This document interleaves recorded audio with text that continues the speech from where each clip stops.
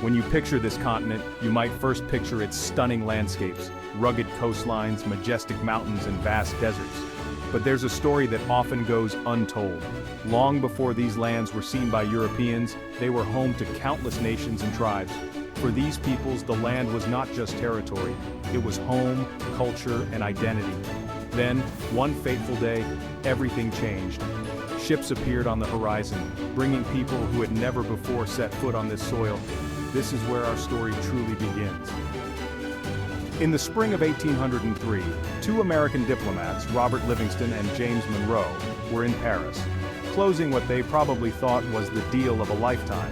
They were negotiating with Napoleon Bonaparte, who was eager to sell a vast territory in North America. With a single signature, the size of the United States would double, and the price? Just $15 million. This transaction would become known as the Louisiana Purchase. It seemed like an incredible bargain, but here's the catch. What the US actually bought was not the land itself, but imperial rights over it. France didn't own the land outright, they merely had control over it, and now they were stepping aside, letting the US claim it. If the US wanted to legitimately own this land, they'd have to deal with the people who were already living there, tribes and nations who had been established long before Europeans even thought of crossing the Atlantic. So, what was the plan? The early American leaders, including George Washington, envisioned a government that would deal with Native American tribes based on justice and humanity. Washington himself advocated that dealings with the tribes should follow the great principles of justice and humanity. Sounds noble, right? Instead of conquest, the plan was to negotiate and sign formal treaties, compensating tribes for their land. After all, this was a nation founded on ideals like justice, liberty, and tranquility, but in practice, things didn't go as planned. As the US expanded, it sought more land, and many tribes weren't eager to give up their ancestral homes. What began as negotiations quickly deteriorated into deceit and conflict. The US government resorted to broken promises, shady deals, and ultimately war. Consider the tribes near the Great Lakes. They drew a boundary line declaring, "This river is the boundary. Cross it, and we've got a problem." The US ignored their warning, leading to conflict. They lost 2 wars but eventually succeeded in forcing the tribes to cede their land, which became present-day Ohio. This pattern of deceit continued elsewhere. In Alabama, the Muskogee Nation agreed to sell part of their land with a promise to keep the rest. But soon, white settlers moved in, encroaching on Muskogee land. Tensions escalated, and the US military was called in, forcing the Muskogee out completely, without honoring the treaty. The Sioux and Arapaho nations faced similar betrayals.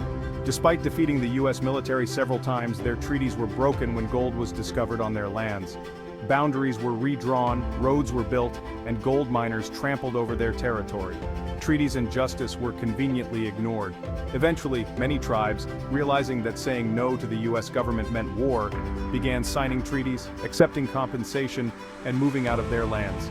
This response was born out of a grim recognition of their inability to withstand the combined pressure of US military power and settler expansion. Over the course of nearly 100 years, the US signed 368 treaties with tribal nations. However, these treaties often proved to be mere formalities. The government frequently breached them, and the tribes were systematically displaced. The land that had once been the heart of thriving cultures became increasingly occupied by settlers eager to claim new territories. This whole process was shrouded in a facade of legality. Treaties, documents, and official paperwork made it look like everything was above board. But behind the scenes, it was a ruthless campaign of expansion. The government used the guise of legality to justify its actions, all while pushing forward with its imperialistic agenda. One of the most harrowing chapters is the forced relocation of the 5 civilized tribes from the Deep South. These tribes, the Cherokee, Chickasaw, Choctaw, Muskogee, and Seminole, had long lived alongside settlers. Despite their attempts to coexist peacefully, they were not spared from the relentless drive for expansion. The Cherokee Nation's struggle is notable. Georgia passed laws undermining Cherokee sovereignty, leading them to fight back legally. The Supreme Court ruled in their favor, but without presidential support, it was futile. President Andrew Jackson ignored the ruling, championing the Indian Removal Act of 1830. The Indian Territory was promised to be safe, but history shows these assurances were empty. From 1831 to 1838, the U.S. government expelled nearly 100,000 members of the 5 civilized tribes. They were forced to undertake grueling journeys of over 1,000 miles through severe weather and treacherous terrain to their new homes. This forced migration became known as the Trail of Tears, a somber testament to the suffering endured by these tribes. The Cherokee, who called it the Trail Where We Cried, experienced immense hardship. Some resisted only to be subdued by military force. Their homelands were left vacant, ready for exploitation by cotton farmers and their slaves, fueling the economic boom in the South. The exact death toll from this forced relocation varies in estimates, with figures ranging from 3,000 to 15,000. While the precise number is uncertain, the critical point is understanding the systematic nature of this devastation. It was a calculated campaign of ethnic cleansing masked as legal and bureaucratic procedures. The impact of this dark chapter was profound and far-reaching. The methods used in the U.S. served as a grim example of how a government could pursue expansion at the cost of human suffering. This historical precedent even influenced future atrocities, as seen when Hitler referenced American policies in his own genocidal campaigns. Thank you for joining me on this journey through a pivotal and tragic period in American history. Stay tuned as we continue to unravel the complex legacy of these events in our next episode.